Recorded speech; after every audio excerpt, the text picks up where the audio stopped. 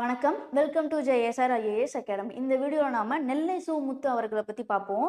இவர் பார்த்தீங்கன்னா ஒரு சயின்டிஸ்ட், அது மட்டும் இல்லாமல் கவிஞர், ரைட்டர், தமிழ் மேலே நிறைய ஆர்வம் கொண்டவர். இவர் 1951 மே 10 அப்போ பார்த்தீங்கன்னா பிறக்கிறாரு. இவர் நம்ம இஸ்ரோவுடைய சதீஷ் தவான் ஸ்பேஸ் சென்டரில் சீனியர் சயின்டிஸ்டாக பார்த்தீங்கன்னா ஒர்க் பண்ணியிருப்பாரு.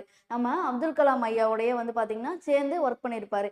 இவரை நம்மளுடைய அப்துல் கலாம் ஐயா என்னன்னு சொல்லியிருப்பாருன்னா, தம்மை ஒத்த அலைநீளத்தில் சிந்திப்பவர் அப்படின்னு சொல்லியிருப்பாரு. அதாவது தன்னை போலவே யோசிக்கிறாரு அப்படின்னு சொல்லிட்டு பாராட்டியிருப்பார். இவர் பார்த்தீங்கன்னா அறிவியல், குழந்தை இலக்கியம், அப்புறம் ஹிஸ்ட்ரி, டிரான்ஸ்லேஷன் இதிலெல்லாம் பார்த்தீங்கன்னா நிறைய புக்ஸ் எழுதியிருப்பாரு.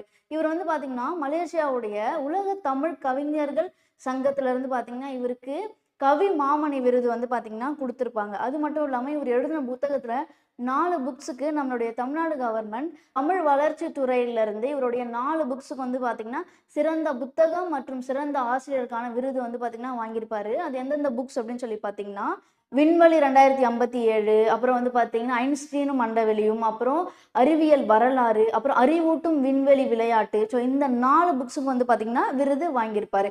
அடுத்து பார்த்தீங்கன்னா இவர் எழுதிய ஒரு கவிதை, அதாவது அறிவியல் ஆத்திச்சூடி. இது நம்ம 6th புக்கில் இருக்கு. இப்போ நான் ஏன் இவரை பற்றி சொல்கிறேன் அப்படின்னு சொல்லி பார்த்தீங்கன்னா, இவர் இந்த ஜூன் மந்த் 2025 16 பார்த்தீங்கன்னா மரணம் அடைந்திருப்பாரு. ஸோ இவரை பற்றி கேட்கறதுக்கு எக்ஸாமில் நிறைய வாய்ப்பு இருக்குது. ஸோ படித்து வச்சுக்கோங்க. நாம நெக்ஸ்ட் வீடியோவில் பார்க்கலாம். தேங்க்யூ.